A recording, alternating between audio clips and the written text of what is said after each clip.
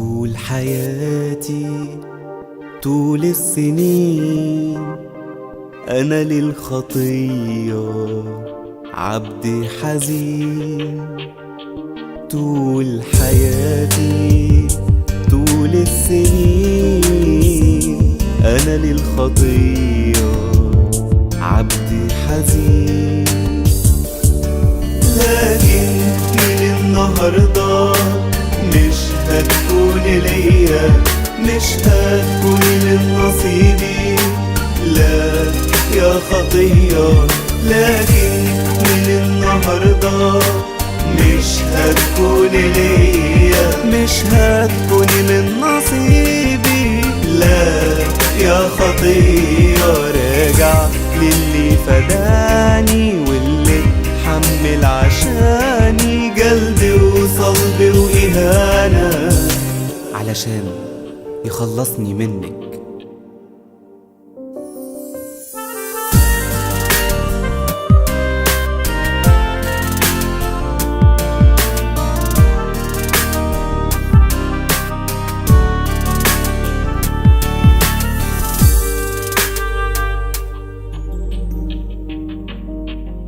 أصل الخطية دي زي الموت، متقيد فيها راقد في تابوت. أصل الخطية دي زي الموت، متقيد فيها راقد في تابوت. لكن من النهاردة مش هتكون ليا، مش هتكون من نصيبي، لا يا خطية.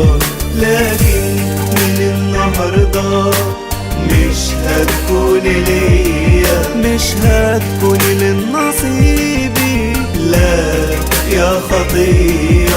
راجع للي فداني واللي اتحمل عشاني جلد وصلب وإهانة علشان يخلصني منك.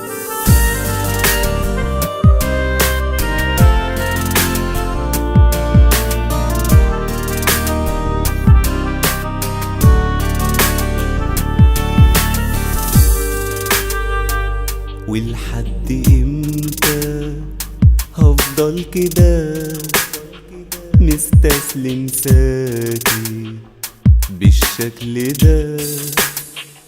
ولحد امتى هفضل كده مستسلم ساكي بالشكل ده؟ لكن من النهاردة مش هتكون ليا، مش هتكون من نصيبي، لا يا خطية.